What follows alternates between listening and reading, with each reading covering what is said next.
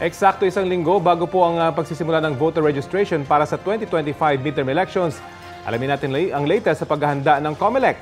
Nakasalang po sa Balitang Hali ang COMELEC Chairman George Garcia. Magandang umaga at welcome po, sir, sa Balitang Hali. Magandang umaga po, Ma'am Connie, Sir Rafi. Magandang umaga po sa mga kababayan natin.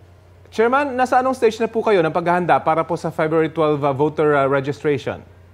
Handang-handa na po kami, Sir Rafi, sa ating gagawin na voter registration. In fact, sa February 12, diniklara po natin ito na araw ng botanteng Pilipino, yung tinatawag na National Voters Day. At the same time, sa February 12 din po, sa lahat, sa buong Pilipinas, magkakaroon po tayo ng iba't ibang aktibidad para po dyan sa diniklara natin na yan.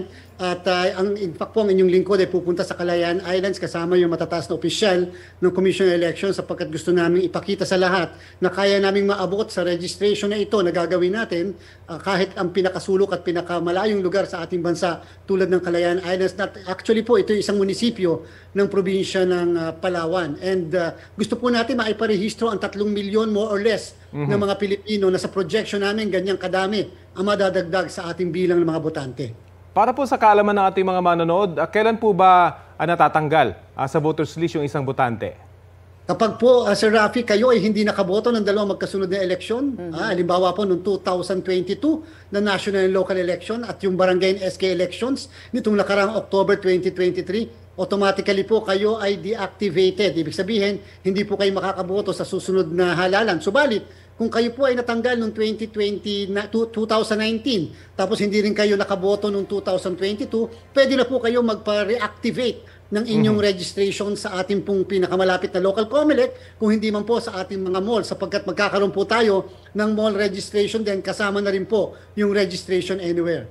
At wala pong notification doon sa mga botating natanggal sa listahan, hindi ba? So, dapat yung voter mismo ang pumunta sa COMELEC para i-check kung nandun pa siya at kung wala, magparehistro siya.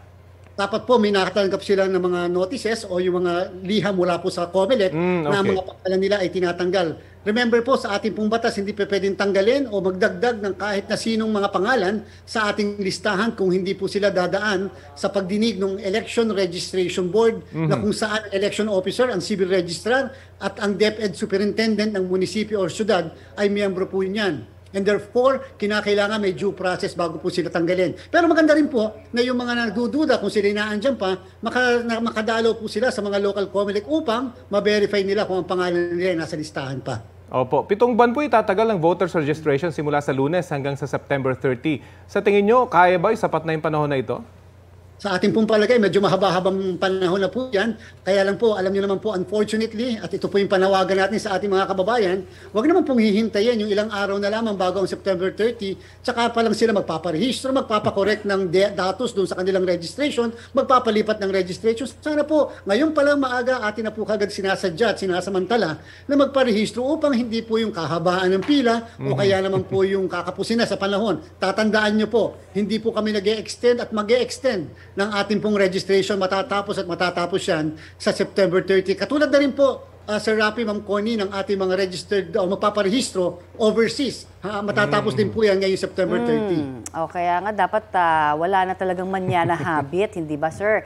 Pero ano ba yung masasabi ninyo dun sa panawagan na dapat talagang nililinis na yung listahan ng mga botante, yung mga nananawagan po ng re-registration ng lahat? Kaya ho ba ito? Opo, nakakapaglinis naman po talaga tayo. In fact, itong nakaraang barangay SK, 491,000 ang double multiple registrants na nakita natin at pinatanggal natin sa lahat ng mga local COMELEC. Kaya lamang, alam nyo, mas maganda talaga. Ako po, isa ako sa nagpupursige. Ma'am Connie, nung binabanggit nyo na general registration tayo, kahit 2 buwan na niya sa 2026, pinakamaganda, bago man lang tayo mag-2028 election. Hindi po ganun kalaki ang magagastos ng COMELEC. At least lang po, malalaman natin talaga kung ang bilang ba ng botante sa buong bansa ay 68 million ba talaga o talaga lang mas bababa pa yan. Para lang wala nang duda at wala nang magsasabi na yung isa ay namatay na bakit nakakaboto o yung ganito ay lumipat na bakit nakakaboto pa rin. Pero sa ngayon ho, kakamustahin lang din natin yung status naman ng procurement po para sa automated election system na gagamitin naman sa atin pong midterm elections. Kamusta po? Anong stage na po ba tayo sa lahat ng ito?